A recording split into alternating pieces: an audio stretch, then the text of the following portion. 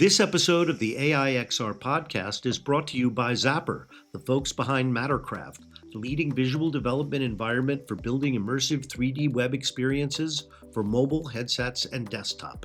Mattercraft combines the power of a game engine with the flexibility of the web, and now features an AI assistant that helps you design, code, and debug in real time, right in your browser. Whether you're a dev, designer, or just getting started, Mattercraft speeds up your workflow and brings your 3D ideas to life faster than ever. Start building smarter at mattercraft.io.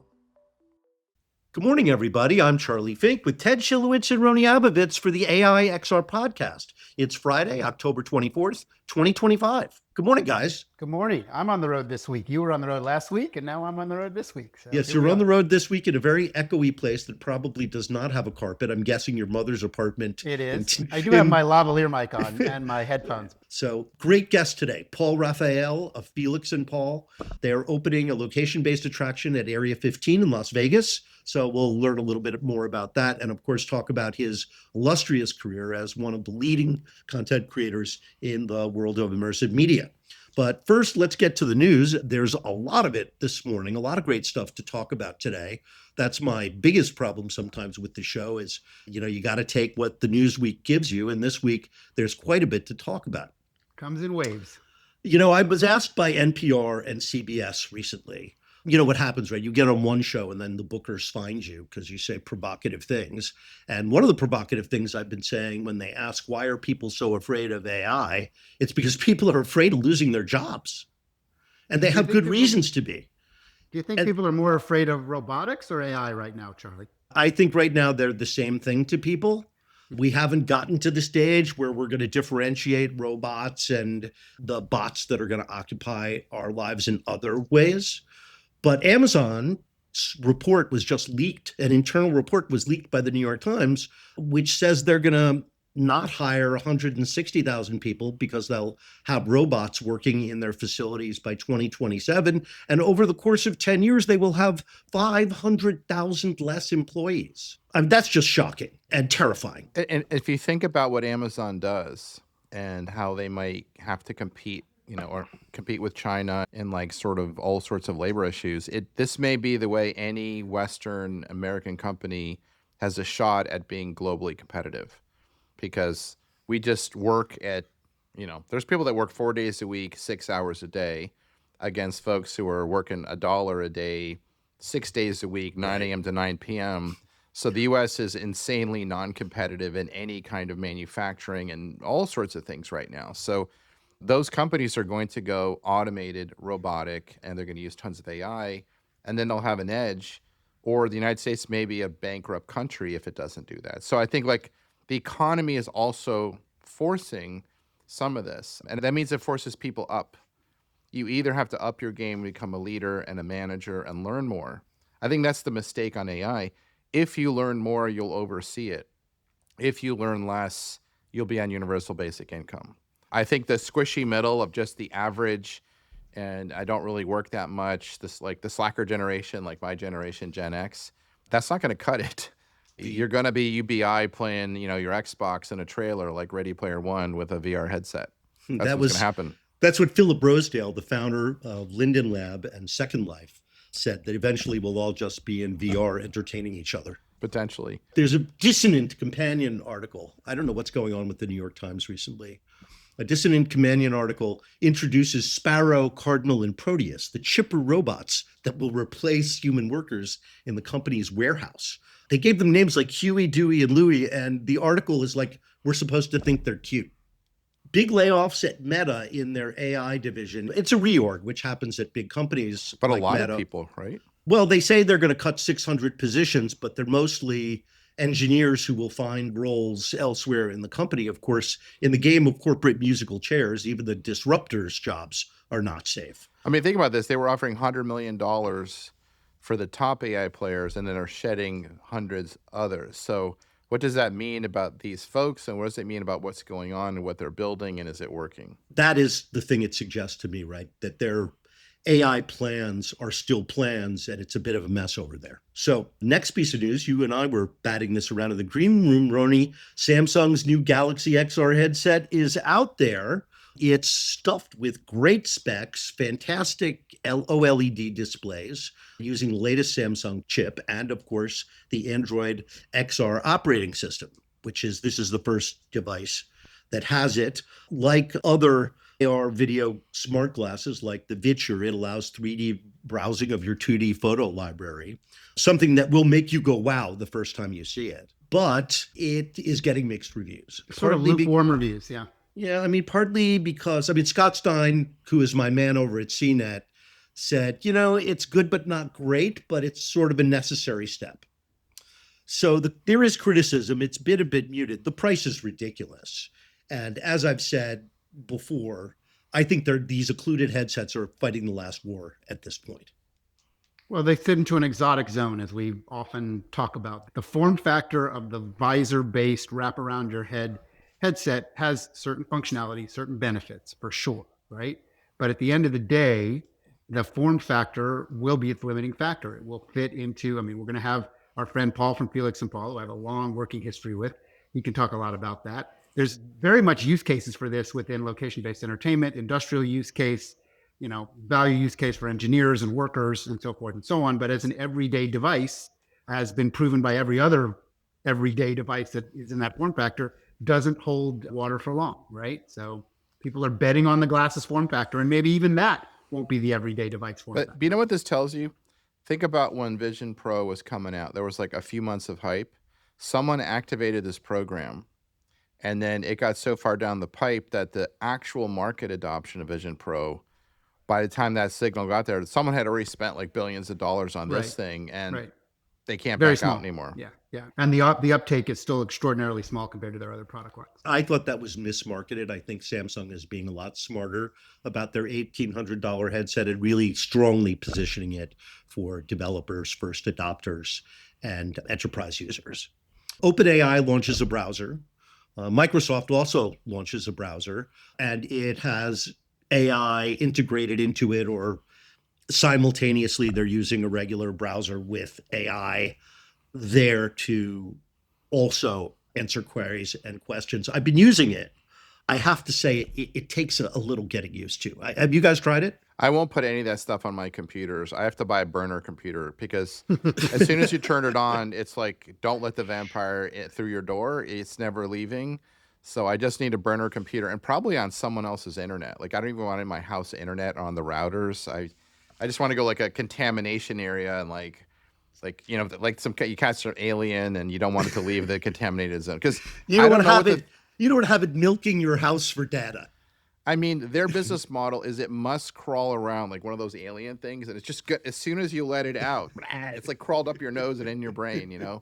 That's what it's doing. It has to be doing that. That's that's a very apt description, Rony. It is attacking you while giving you the illusion that it's assisting you, right? The moment you use it, it's like it's in your veins, it's up your nose, and it's just there. And if you try to pull it out, it's ripping you out with it. So I'm like, wear a hazmat suit, put it in a contaminated area, far away from humans.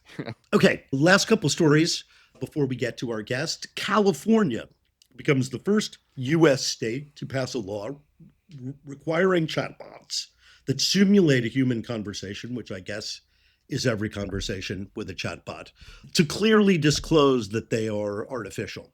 So I guess this is going to get integrated somehow into responses. I don't know how it's going to be implemented. Of course, classic California, too little, too late, stupid, a Band-Aid, a total waste of time and energy, and the big tech companies are going to ignore them. Not to mention our tax dollars being spent on something that, how are you going to put your thumb in this dike? Like, I don't quite understand what the logic behind a governmental spend on something like this is. It's sort of the do something, anything. Oh, my house is on fire. Well, I don't know. Here's a cup of coffee. That's what I got. Or what about this petition that's going around? Like, we're saying people should not build AGI. It's very nice, but what does the petition do? I don't know if you guys, it just coming out. Yeah, I just saw it. What do those people think it looks like a publicity stunt. But are you going to stop OpenAI from building AGI by signing a petition? They're probably looking at that petition and laughing at it in their executive meeting, and Google, oh, a petition came out.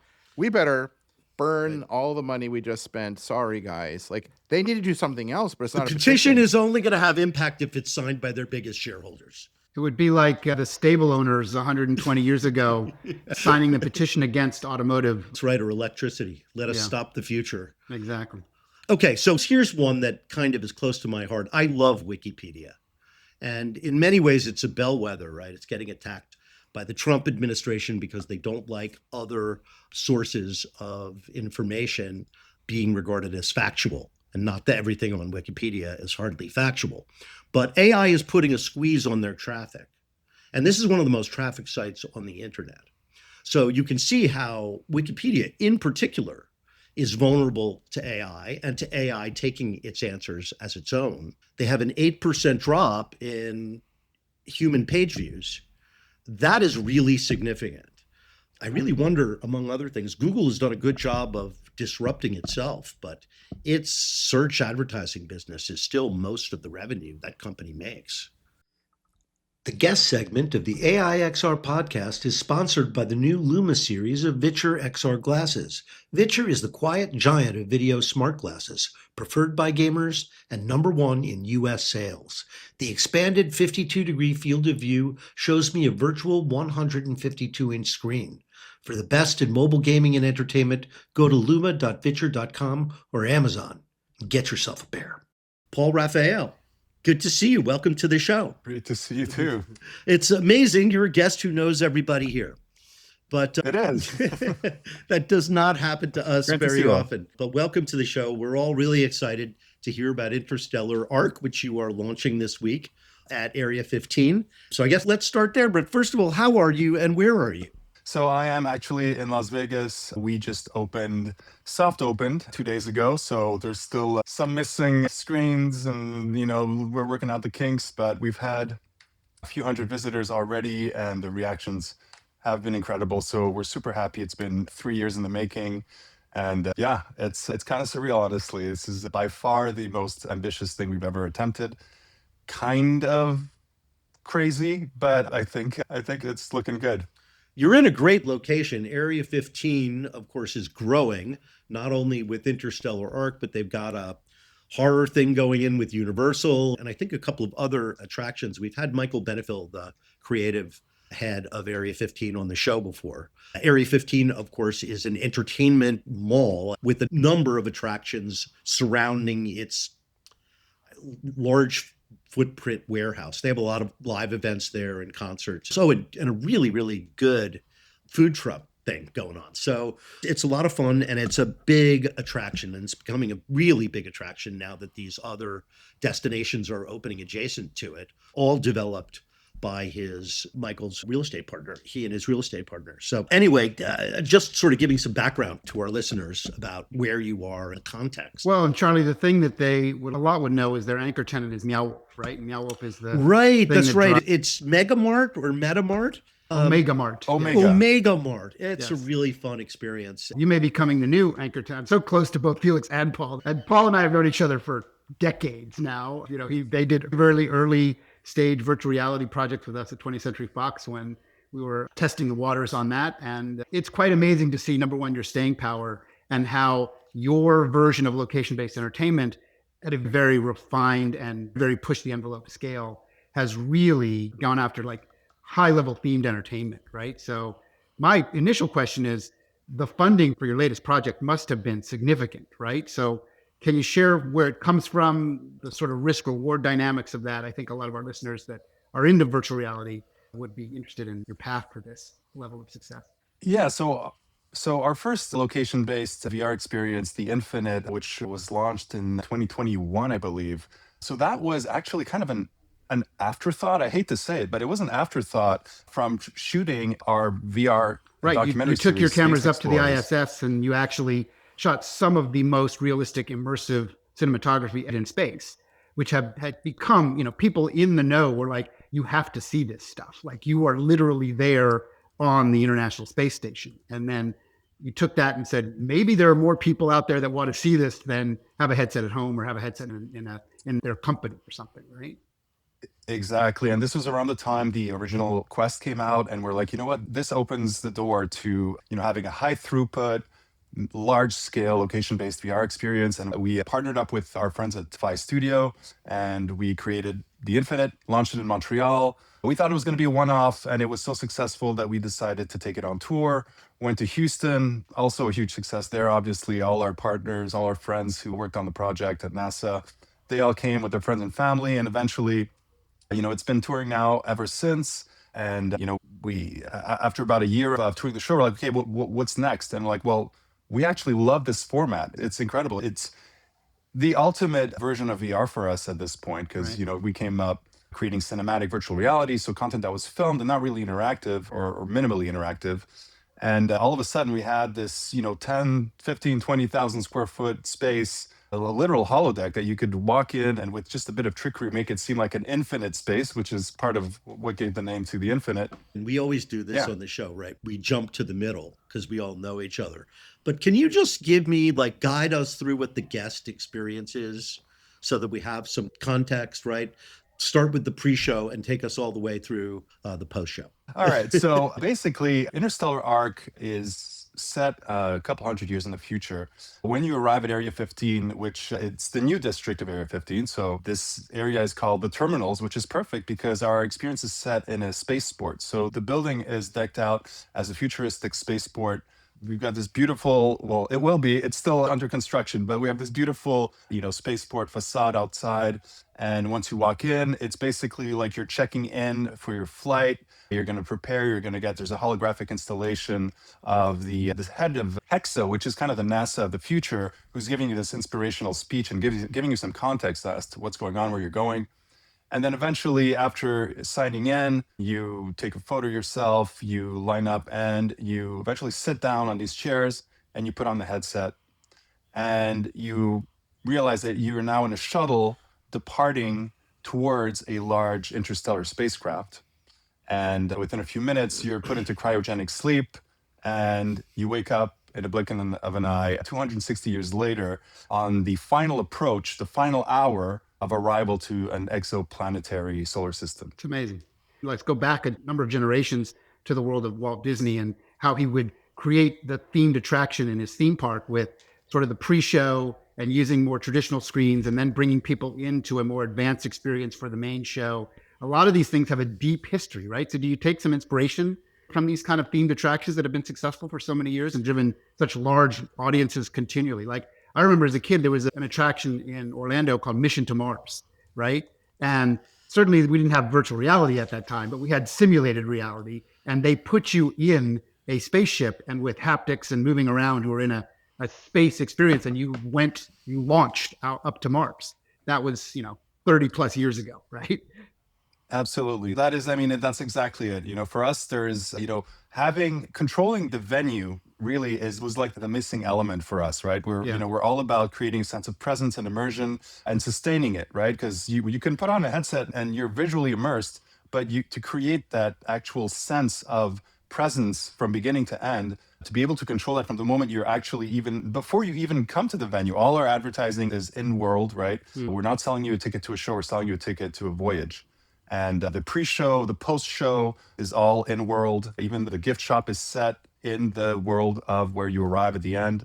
A lot of physical haptics, everywhere you go, the experience takes place in a 20,000 plus square foot space, and everything Are you we see doing in VR, free roaming VR?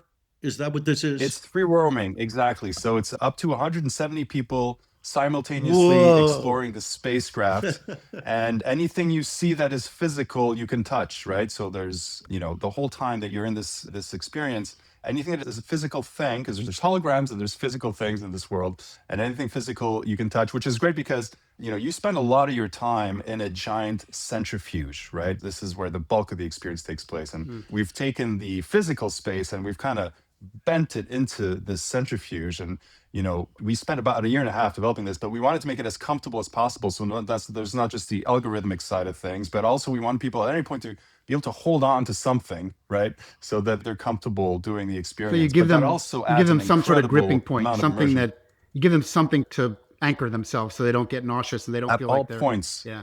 It's interesting. Yes. Really At interesting. all points, you can just hold on to the world and make sure you're still there and be like. That link to physicality and virtual reality is something that's very important, right? It's something that we typically cannot do in home-based virtual reality, something that's more exotic, more dedicated, and that connection to holding on or touching something physical where you see it in virtual reality, but it's actually not really there, but there's something there, right? If you took the headset off, it would be much simpler than you realize, but the illusion is so much more powerful when you connect your physical body to the visual experience. Agree with that thesis? Absolutely. I mean, virtual reality is about tricking your senses, right? It's an illusion, right? And we've been able to do that for years now with sight and sound, right? With what we were creating for the home market. And now we have haptics, we're bringing in the physical, we're also bringing in this a social aspect. I mean, you've always had online social VR, but now you can actually go there with your friends, with your family, and you go through this journey together, and you're there with also, and you see people, each other in virtual reality. Right. The other people are fully embodied avatars. Exactly. Everyone's embodied as an avatar. Everyone even sees each other's faces. We haven't flipped the switch on for that feature yet, but you will be able to see each other's faces within the avatar as well. Yeah. And for our technical audience, can you talk about what headsets you're using and deploying? And are you using any of, do you still need to use external tracking that's very expensive and exotic, or are you actually leveraging the headsets themselves now? Yeah, so we're doing both actually. So we're using the Quest 3S and we're using its internal tracking. We're pairing that with a system called Anti-Latency. So we've added a camera on top of the camera of the headset, and the entire ceiling is decked out with Constellation LED lighting that allows us to get, non-occluded references for the entire experience. Because you can imagine being around 160 other people, and these bodies are all moving around, and this is like our anchor. So we have this rock everybody get much solid- more precise that way and more safety for the guests and so forth. So question about that. Are you excited about the new Galaxy? Like, if your Quest is kind of like a go-to because it's available, kind of low cost, cheap, would you switch the Galaxy, or is it not compelling enough and you just stick with the Quest? That's a great question. So, one of the things that needs to make sense when you're, this is a very new business model to have that many people in such a space. So, you can imagine how many headsets we have to buy, and the cost makes a huge difference. I was going to So ask the you price about point- that, Yeah. because the headsets represent probably the biggest operational obstacle, the point of greatest friction. You have to make sure they're working. They have to be charged. They have to be on the network. There have to be backups. So that to me must be the hardest and most expensive part of running the attraction, aside from the cost of the real estate itself. It's certainly up there. So, if we can make the numbers work for a higher end headset, we will absolutely embrace that. For the time being, the Quest 3S, it's a pretty sweet spot in terms of quality of experience and affordability for what we're doing. And do you get support for enterprise level deployment of this? Because it seems like obviously their focus is getting consumers in their homes to use this. But do you have enough of a good relationship? We have a long-standing relationship with Meta, all of us. But do you feel like they're supporting you in Not a way all of that? us. Yeah, speak for yourself. Exactly. If you feel Meta like had a there's- relationship with me, they would have ended it by now. This is welcome to our podcast. Do you think that is Meta supporting you enough that this makes sense for you, other than just the fact that the headset itself is so cost effective and it's just at retail, so even at wholesale it's probably even more cost effective? Yeah, so I mean, we've been close to Meta before we were even a studio, before they were even Meta. And so, they've been a huge support. It's true that their focus is on the home market.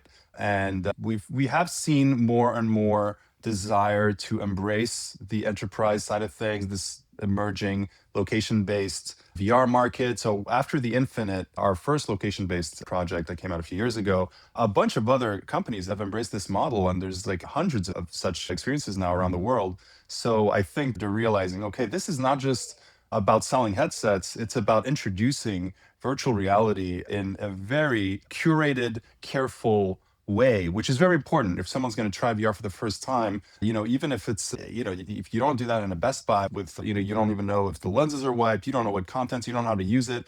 It can be scary, and you're certainly not going to attract people. Some people are just never going to try it on their own, right? But we're getting, all ages, all types that's part of why we wanted to do this, is to really spread the net as wide as possible, not just in numbers, but in types of people that would try exciting. this, that wouldn't No, otherwise no try VR. no one has ever done 150 simultaneous uniques in a free roam environment. That has got to be a world first.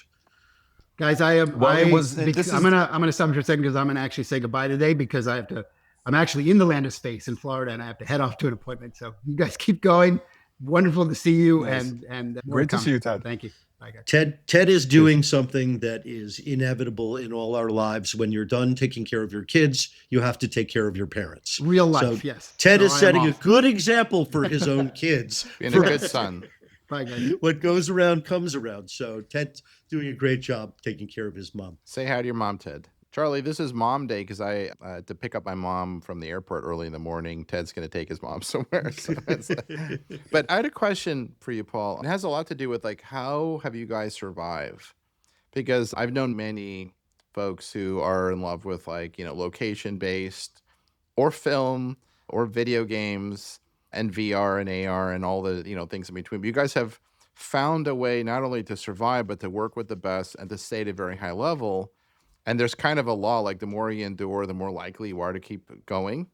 There's actually this weird, like a Murphy's Law of survival. But for anyone listening, how have you managed to survive the Felix and Paul? Because it's a great brand and it keeps going. You're like the A24 of XR or something, or they're the Felix and Paul of film. That's some high praise. Thank you. Look, I really don't have a magic recipe for this. I mean, I think what I can say is we've always been true to our vision and our passion. For us, the day we tried the DK1, the Oculus Rift Kickstarter product, right? After years of being fascinated with immersive storytelling, we realized this is not just the future of entertainment, whenever that may be. It is the future of our careers as artists, as creators, and there was just no alternative. I think part of it is there was no plan B. It's like, if we fail, we're just gonna find another way of doing what we're doing. Yeah, we'll have a headset. That's all we'll need, right? But I think not having a plan B, in that, because there were so many times where it would have made more sense to back off plans and our dreams and to make a safer bet, but we've always doubled down. When we were about to send our cameras to the space station, we had two partners who were going to come in with us, basically pull out the last minute. And we had, can you still see me? It looks like it froze. Yeah, you froze for a second, but again, our editor will catch it. So not to worry. I think I'm You said cameras to the space. Yeah. So, we were about to send our cameras to the space station and we had two partners pull out at the last second, right? Financial partners, production partners. And the project was basically left homeless, speaking of homeless. But we had, at this point spent years building this relationship with NASA, and the opportunity was too big not to take it. So we did it ourselves. We financed the project ourselves, knowing full well that this could sink the studio.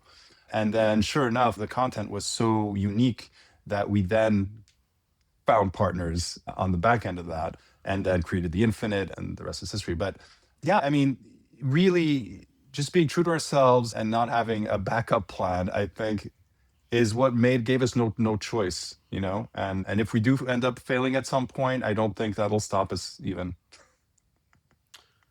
Changing the subject slightly from Interstellar Arc, just to talk for a few minutes about the incredible career and the filmography that Felix and Paul have developed over the past 20 years. Do you have favorites? I saw one. You remember you showed me at South by Southwest. We were standing in the hall, actually outside of the exhibition at South by Southwest. And you showed me this book that you read with a Magic Leap headset. And of course, the Magic Leap headset at that time was the only headset that would allow you to read and have an XR experience at the same time. And it was a book out of which came the story, right? It was like a fairy tale, and the execution was superb. Is it still trapped in Magic Leap limbo along with Dr. Groordbort, or are we ever going to see it done for the Quest and elsewhere? It was lovely. Thank you, thank you. Well, you speak of favorites. That is definitely one of our favorites, or one of my favorites. Problem with this project is that yes, it could be ported to any device, and certainly today, almost every major device would support it. They all do pass Sure. through, and they could all track the book. The issue is that the book itself is a point of friction, right? It was a physical book, right? Right. And so already Could have adoption people of could VR print it headset, yeah. out. Potentially. I mean, the tracking worked so well because, it was printed on thick pages. And, Yes, they it was kind wouldn't of a bend. cardboard book, as I recall. Yeah, almost like a children's, kid's book. But so, it wouldn't cost a fortune to make this, but it's just the one Yes, the little bit more friction, that point of bit friction. I forgot about that. You're absolutely right. Yeah. But the minute the market is large, we're still holding on to that one, even though it's Yeah. been years. But it's the not. minute It's not there's an going to opportunity age to bring it to because market. it's not going to age because the technology doesn't matter in the end. What matters. Charlie, what I think is like when Exactly. you have, let's just throw out a high number, 1 billion people wearing something like this every day. It's just you put it on in the morning, like you pick up your iPhone or something. Something like this, he said, pointing to his glasses. Yeah, like the glasses. I think, Paul, then what you did would be this sort of like vinyl record thing where it actually becomes super cool, and the tactile sense and the artifact and the object, and if it just kind of feels seamless and it's like, okay, magic is happening. So people Absolutely. will want the tactile that aspect of tactility. that. Yeah, the tactile aspect of that was what made it. And that's kind of what we're doing now with Interstellar Arc. Speaking of favorites, I mean, I know it's convenient, but this project that we're launching now is absolutely the ultimate, dream of ours, right? We've been, we were huge fans of, Space Odyssey is, I think, what as a kid sparked my love of cinema, which is strange to say. It's, I was pretty young, I think, for someone to actually, latch on to a film like that. Even though I didn't understand it, there was such an immersive quality to it, right? It had the pacing that inspired when we started making VR too, and our immersive projects prior to that. We realized that if you leave enough space in the film for the viewer, right? It's about the characters on screen, but if you're leaving space for the viewer and them just like kind of grasping what's going on. Anyway, all this to say that, this project is the culmination of, I think, everything we've learned, every dream we've had in creating projects, and basically every limitation we had that we no longer have. It's all in there. So this is by far the quintessential Felix and Paul project. I got to ask a question for the future archive. So we're 100 years out, some kids at like USC or UCLA Film School or NYU, and they're studying the emergence of spatial storytelling. So they go way back and they're learning about Layoffs, and it's like, 180 years ago, there was like, Orson Welles, and then there's the Spielberg era. Are they going to mention Felix and Paul as like the Layoffs of the beginning of spatial storytelling? Well, you tell me. I mean, that would certainly be wonderful. We've been doing this for long enough and with enough insistence that we may have just kind of forced our way into that. I think so. I think there's like, I guess one of the things is like, how does that archive actually happen? Like, because a lot of things you've done are digital. So how do you like take this and like put it on film and put it in a granite block in a mountain or something? How will a generation 100 years from now know that you were real and not a fictitious AI thing some kid generated in 3 seconds? But that's also the history of live theater, right? Because it's something that's ephemeral and only real for a few moments. Correct. Mm-hmm. I mean, who was Shakespeare, right? Well, people go, oh, there weren't really a Felix and Paul. They weren't a real thing. That was like made up by some big conglomerate, and and they were synthetic people. You need to do something. It's like DNA evidence, like ground truth yourself to the world or something. Well, I think that Walt Disney was a genius at world building. Yes. And he used the 1950s technology at hand, which was mostly stagecraft and old-fashioned tricks to enforce the illusion that you are in a different world or a different place. And now we have technology, of course, that he could never have dreamed of, that allows you to put that theme park in a 20,000 square foot building, really transport people literally to another dimension. Well, Charlie, I have a question. Paul, this is a spec question. If you were designing the exact XR system you want, What's its weight? What's its field of view? What's the pixel resolution, the PPV? What's the sound? What's the mics? If it can't happen today, what is the thing you like? When I have that, I am fully unleashed. What is that?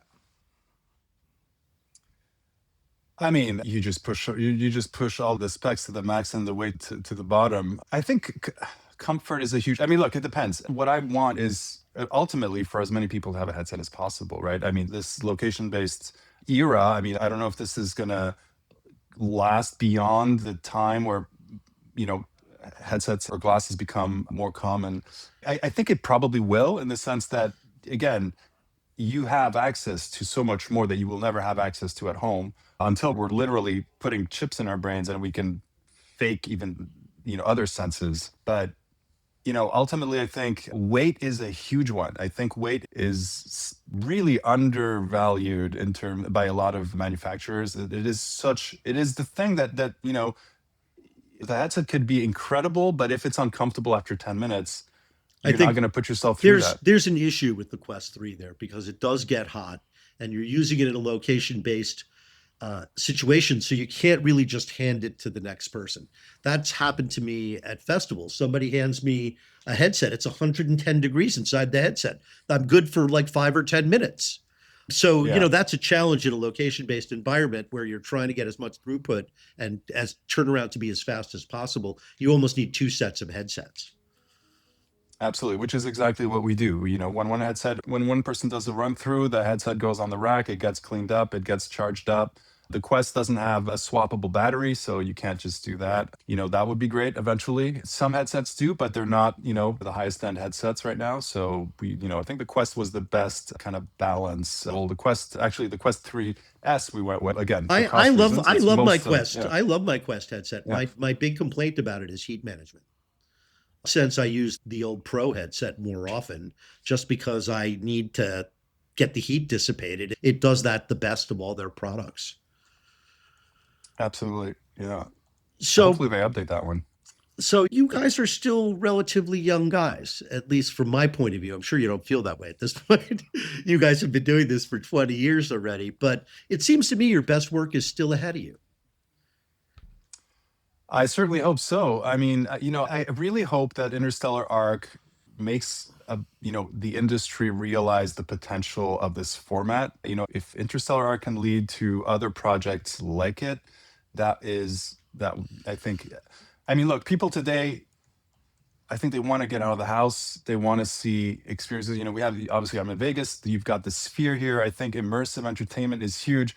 Not all immersive entertainment is created equally, though, and it's sometimes something we struggle with when describing what this is a huge challenge, right? Like, you want to say VR, but then people have a preconceived notion of what that is. You say immersive entertainment, people have a preconceived notion of that is. You try to, it's marketing and communicating this is really hard, and it's only when people try it that they understand. I had that. Okay, this is.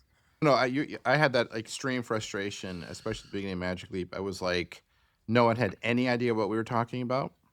And then the tiny fraction that did, their only relationship was like VR. And I'm like, it's not that.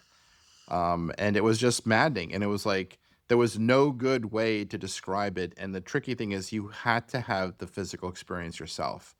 And then those people became perplexed. And if you put out videos, the videos don't do the thing justice. And there's no way to film it on the inside. So it's kind of a crazy thing. It's like trying to get a photo of an alien. And then when you do, it's blurry and they're like, but I was there and the alien was there, and people just don't understand. So yeah, it's like a cursed field.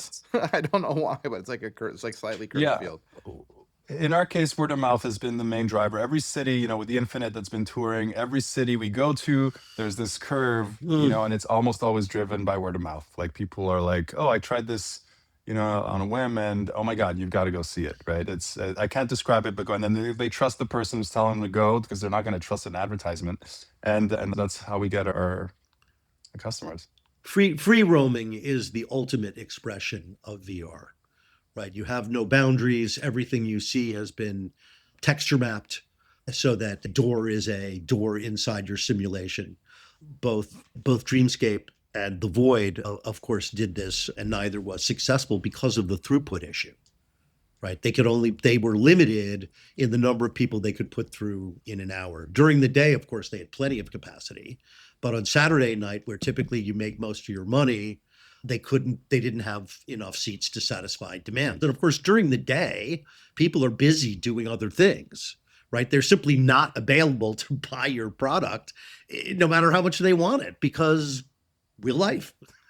I got it. Let me ask about free roaming, because that is a holy grail for a lot of folks. Paul, do you see a time in the next 2 to 5 years where a massive area like New York City, Chicago, something bigger than Burning Man in the desert is completely digitized? Tens of thousands or hundreds of thousands of people are all geared up, all connected together, and anything you touch is in sync, but you have overlaid a story and a whole bunch of other things on top of it. Do you think that is this a step towards that, or is that something that has so many technological challenges, it's like that's like 10, 20 years away? Well, I mean, it's always hard with timelines, but this does sound like something that's inevitable. It's not, and there have been attempts to varying degrees on your phone, on different glass type devices. I think this is kind of the holy grail for a lot of people who are actively working towards this right now. We have always been about leaning into the strengths and away from the weaknesses of today's technology, right? What is the most futuristic thing we can do today? Whether or not it could be marketable, we haven't always struck that balance. But in terms of technological capabilities, we've been strangely present focused, like present leaning towards future in our projects. And 20,000 square feet, you can make that seem like an infinite space, like I mentioned earlier. Yeah. It's not quite like wandering around New York and having a skin over it, but you could make someone live in a very similar experience today because they're engaged with all their senses. Again, they're not alone; they're with their crew, right, and with a bunch of strangers as well. So, for a company like ours that's so focused on innovative storytelling, we're, like I said, strangely grounded in our thinking. By the way, I that think you sense. just described one of the reasons you're surviving. That groundedness in what you could do now with what's available now that will get an audience now. I think that was very important tidbit. Anyone listening that wants to do what you do one day, or a kid in school, that makes a difference. So I just want to ask one last question. I sort of only half asked it a minute ago, which is what you guys must be working on a lot of projects simultaneously. Can you talk about what's next? So what we're launching here this week is really the first phase of what Interstellar Arc is meant to be. So obviously the show is going to be in perpetual development. So much like any show, I think, if you go see a Cirque du Soleil show when it opens, it's very different than a few months later and then a few years later, especially here in Vegas. So Interstellar Arc is going to evolve. It's going to grow. There's so much feedback pouring in after just 2 days, right? And we want to be responsive to that.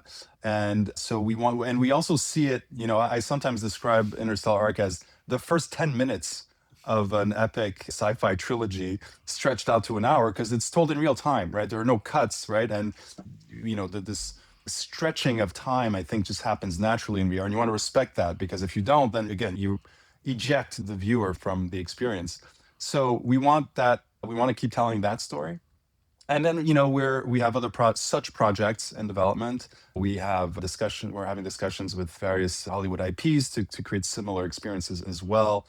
And of course, we've been working in the space sector for close to a decade now, and that's still ongoing. As you can imagine, it's very hard to predict how all these projects can go, and you have to be very nimble and adaptable when you're working in that space. So mostly our main focus these days is Interstellar Arc, projects like Interstellar Arc. We think this is, again, it's a great model both from a creative standpoint and from a financial standpoint. We don't depend on a market, other than that, I mean, people go out, right? I mean, there's things happen in the world that make people want to spend more or less money, but we don't depend on adoption of a technology that I think is inevitable, but could take another decade, right? And like I said, from a creative standpoint, it's just it's the ultimate holodeck, and that's what we've been trying to do all these years. So Paul, one word for our extensive and growing audience, Charlie.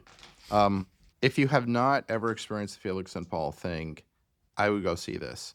I mean, one of the things is you talk about trust. These guys are creatively great and they understand XR. So if you're going to do one of these things, you have to go see it. It's been great having you on the Thank show. you. It really has been. This was long overdue. And it's always great to run into you. Hopefully we'll see you at CES at the beginning of January. That's when I'm looking forward to checking out Interstellar Arc.